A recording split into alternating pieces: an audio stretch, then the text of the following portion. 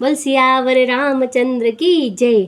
तो आज हम रामचरितमानस के बाल कांड का 13वां, 14वां और 15वां 3 दोहों का सुमिरन करेंगे। तो ग्रंथ पाठ करने में बहुत आनंद आता है और उस पर भी रामचरितमानस की जो चौपाइयाँ होती हैं तो उनको तो आप एक एक को महसूस करना कि तुलसीदास जी लिख रहे हैं और सामने हनुमान दादा बैठकर टिक कर रहे हैं कि चलो ओके है। तो चलिए शुरुआत करते हैं। मुझे बहुत सुख मिलता है, आप सुनो तो आपको भी मज़ा आएगा। तो अति अपार जे सरित बर, जो नृप से तुकराही, चढ़ी पिपीली कऊ परम लघु, बिनु श्रम पार ही जाई। एही प्रकार बल मन ही दिखाई, करे हो रघुपति कथा सुहाय। व्यास आदि कवि पुंगव नाना, जिन सादर हरि सुजस बखाना। चरण कमल बंदौ तिन केरे, पुरवौ सकल मनोरथ मेरे। कलि के कबि न करो पर नामा, जिन बरने रघुपति गुण ग्रामा। जे प्राकृत कवि परम सयाने, भाषा जिन हरि चरित बखाने। भये जे अहे जे होई आगे, प्रणवो सबहि कपट सब त्यागे। हो प्रसन्न देहूँ बरदानु, साधु समाज बनिति सन्मानु। जो प्रबंध बुध नहीं आदरही, सो श्रम बादि बाल कवि करही। कीर्ति बनिति बुलि बुति भली सोही, सुर सरि सम सब कह कहितो होई। राम सुकरति बनिति बदेसा, असमंजस असमोहि अंदेसा। तुम्हारी कृपा सुलभ सहु मोरे, सिन सिए सुनाए टाट पटोरे। तो चलिए 13वें जो दोहा था उसका अब हम, ये मैंने पाठ किया था, दोहे के साथ में उसकी चौपाइयाँ थी और अब उसका हम हिंदी में अनुवाद देखते हैं। तो जो अत्यंत बड़ी श्रेष्ठ नदियां हैं, यदि राजा उन पर पुल बंधा देता है तो अत्यंत छोटी चींटियां भी उन पर चढ़कर बिना ही परिश्रम के पार चली जाती हैं। इसी प्रकार मुनियों के वर्णन के सहारे मैं भी श्री रामचरित्र का वर्णन सहज ही कर सकूंगा। इस प्रकार मन को बल दिखलाकर मैं श्री रघुनाथ जी की सुहावनी कथा की रचना करूंगा। व्यास आदि जो अनेक श्रेष्ठ कवि हो गए हैं, जिन्होंने बड़े आदर से श्री हरि का सुयश वर्णन किया है, मैं उन सब के चरण कमलों में प्रणाम करता हूँ। वे मेरे सब मनोरथों को पूरा करे। कलयुग भी उन कवियों को प्रणाम करता हूँ जिन्होंने श्री रघुनाथ जी के गण समूह का वर्णन किया है। जो बड़े बुद्धिमान प्राकृत कवि हैं, जिन्होंने भाषा में हरि चरित्रों का वर्णन किया है, जो ऐसे कवि पहले हो चुके हैं, जो इस समय वर्तमान में हैं और जो आगे होंगे, उन सबको मैं सारा कपट त्याग कर प्रणाम करता हूँ। आप सब प्रसन्न होकर यह वरदान दीजिए कि साधु समाज में मेरी कविता का सम्मान हो, क्योंकि बुद्धिमान लोग जिस कविता का आदर नहीं करते, मूर्ख कवि भी उसकी रचना को व्यर्थ ही परिश्रम करते हैं। कीर्ति, कविता और सम्मति वही उत्तम है जो गंगा जी की तरह सबका हित करने वाली हो। श्री रामचंद्र जी की कीर्ति तो बड़ी सुंदर है, परंतु मेरी कविता भद्दी है, यह असमंजस्य है, इसी की मुझे चिंता है। परंतु हे कवियों, आपकी कृपा से यह बात भी मेरे लिए सुलभ हो सकती है। रेशम की सिलाई टाट पर भी सुहावनी लगती है। तो यहाँ तुलसीदास जी बस सबसे अपनी मतलब बोल रहे हैं कि आप मेरी इस रामचरितमानस पर कृपा कीजिए और आप सुनना और सबको सुनाना। और जो भी बड़े बड़े जो धर्मगुरु उस समय पर हुए थे, जिन्होंने भगवान के सुयश का वर्णन किया है, उनसे वो कृपा मांग रहे हैं। तो अब हम चलते हैं रामचरितमानस का 14वां दोहा। सरल कबीत की रति बिमल सोई, आदर ही सुजान। सहज बयर बिसराई रिपु, जो सुनि करहि बखान। सो न होई बिनु बिमल मति, मोहि मति बल अति थोर। करहु कृपा हरि जस कहूँ, पुनि पुनि करहु निहोर। कवि कोविद रघुबर चरित, मानस मंजु मराल। बाल बिनय सुनि सुरुचि लखी, मोह पर हो कृपाल। बंदो मुनि पद कंजु रामायण, जे निर्मयो। सखर सुकोमल मंजु, दोष रहित दूषण सहित। बंदो जा रही भेद भव, बारिधि बोहित सरीस। जिन्हें सपने हूँ खेद, बरनत रघुबर बिसद जसु।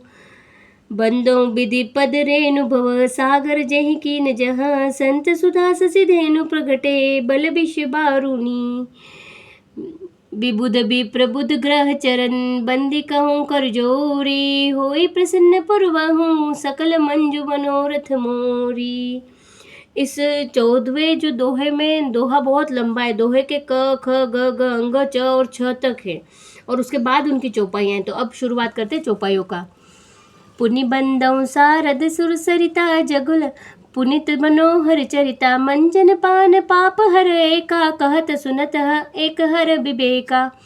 गुरु पितु मातु महेश भवानी प्रणवो दीन बंधु दिन दाने। सेवक स्वामी सखा सिय पी के हित निरुपाधि सब विधि तुलसी के। कलि बिलो की जग हित हरि घर जा साबर मंत्र जाल जिन सिरजा।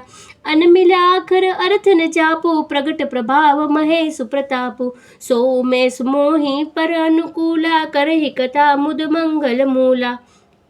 सुमिर शिवा शिव पाई पसाऊ बरनौ रामचरित चित जाऊ। बनिति मोर शिव कृपा विभाति शशि समाज मिलि मनहु सुराति। जे एहि कथहि स्नेह समेता कहि हई सुनहि समुचित सचेता। होई हई राम चरण अनुरागी कलिमल रहित सुमंगल भागी। यहाँ ये दोहा खत्म होता है चौपाइयों के साथ में। अब इसका हम हिंदी में अनुवाद सुनते हैं। चतुर पुरुष उसी कविता का आदर करते हैं जो सरल हो और जिसमें निर्मल चरित्र का वर्णन हो तथा जिसे सुनकर शत्रु भी स्वाभाविक वैर को भूलकर सराहना करने लगे। ऐसी कविता बिना निर्मल बुद्धि के होती ही नहीं और मेरी बुद्धि का बल बहुत ही थोड़ा है, इसलिए बार बार निहोरा करता हूँ कि हे कवियों, आप कृपा करें जिससे मैं हरि यश का वर्णन कर सकूँ। कवि और पंडित गण, आप जो रामचरित्र रूपी मानसरोवर के सुंदर हंस हैं, मुझ बालक की विनती सुनकर और सुंदर रुचि देखकर मुझ पर कृपा करें। मैं उन वाल्मीकि मुनि के चरण कमलों की वंदना करता हूँ जिन्होंने रामायण की रचना की है, जो खर सहित होने पर भी खर से विपरीत बड़ी कोमल और सुंदर हैं तथा जो दूषण सहित होने पर भी दूषण अर्थात दोष से रहित है। मैं चार वेदों की वंदना करता हूँ जो संसार समुद्र के पार होने के लिए जहाज के समान है तथा जिन्हें श्री रघुनाथ जी का निर्मल यश वर्णन करते स्वप्न में भी खेद नहीं होता। मैं ब्रह्मा जी के चरण रज की वंदना करता हूँ जिन्होंने भव सागर बनाया है, जहाँ से एक और संत रूपी अमृत चंद्रमा और कामधेनु निकले हैं और दूसरी ओर दुष्ट मनुष्य रूपी विष और मदिरा उत्पन्न हुए हैं। देवता, ब्राह्मण, पंडित, ग्रह इन सब के चरणों की वंदना कर कर हाथ जोड़कर कहता हूँ कि आप प्रसन्न होकर मेरे सारे सुंदर मनोरथों को पूरा करें।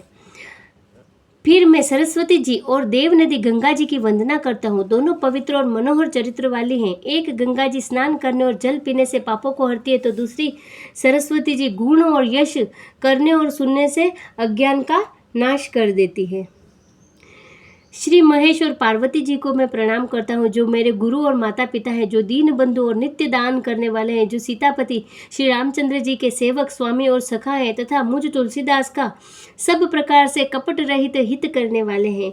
जिन शिव पार्वती ने कलयुग को देखकर जगत के हित के लिए शाबर मंत्र समूह की रचना की। शाबर मंत्र मतलब ऐसे मंत्र होते हैं जो संस्कृत में नहीं होते हैं, अवधी भाषा में बोल सकते हैं या फिर नॉर्मल भाषा में होते हैं हिंदी में, जिसको कि हम अच्छे से उन मंत्रों का उच्चारण कर पाए, क्योंकि संस्कृत के शब्द बहुत कठिन होते हैं और शब्द में अगर थोड़ा सा भी हम आगे पीछे या फेर फार कर देते हैं तो अर्थ का अनर्थ हो जाता है। तो यहाँ शाबर मंत्र का बोला हुआ है। जो उमेश मोहि पर अनुकूला, वे उमापति शिव जी मुझ पर प्रसन्न होकर इस कथा को आनंद और मंगल की मूल बनाएंगे। इस प्रकार पार्वती जी और शिव जी दोनों का स्मरण करके और उनका प्रसाद पाकर मैं चाव भरे चित्त से श्री रामचरित्र का वर्णन करता हूँ। मेरी कविता श्री शिव जी की कृपा से ऐसी सुशोभित होगी जैसे तारागणों के सहित चंद्रमा के साथ रात्रि शोभित होती हैं। जो इस कथा को प्रेम सहित एवं सावधानी के साथ समझ बूझकर कहेंगे या सुनेंगे, वे कलयुग के पापों से रहित और सुंदर कल्याण के भागी होकर श्री रामचंद्र जी के चरणों के प्रेमी बन जाएंगे। देखो यहाँ पे कितना जोर जोर से तुलसीदास जी बोल रहे हैं कि आप अगर सुनोगे तो आपका मंगल होगा। तुलसीदास जी ऐसी दिव्य आत्मा थी, उन्होंने अगर ये कह रखा है, बोलते हैं ना कि उन ऐसे संत से कुछ भी वाणी निकलती तो वाणी सत्य होती है, तो हमें सुनना चाहिए रोज इनका। और मैं तो हुई हूँ, आपको तो खाली समय निकाल कर इसको सुनना है, बस इतना सा सुनोगे, इसी में मंगल होगा। और मैं इसी के लिए आपके लिए ये बहुत सारी जो मेरी माताएं या मेरी सासू माँ के टाइम की जो औरतें हैं वो नहीं पढ़ पाती हैं, तो खाली सुनने से ही मंगल हो रहा है। फिर 15वां दोहा है, चलो। सपने हूँ साचे हूँ मोहि पर जो हर गोरी पसाऊ, तो फुर हो जो कहे हूँ सब भाषा बनिति प्रभाव। बंदो अवधपुरी अति पावने सरजु सरी कलि कलुष न सावने। प्रणवो पुर नर नारी बहोरी ममता जिन पर प्रभु इन थोरी।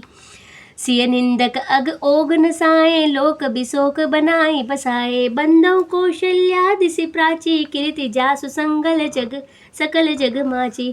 प्रगट्यो जह रघुपति ससि चारु, विश्व सुखद सख खल कमल स्तुसारु। दशरथ राहु सहित सब रानी, सुकृत सुमंगल मूर्ति मानी।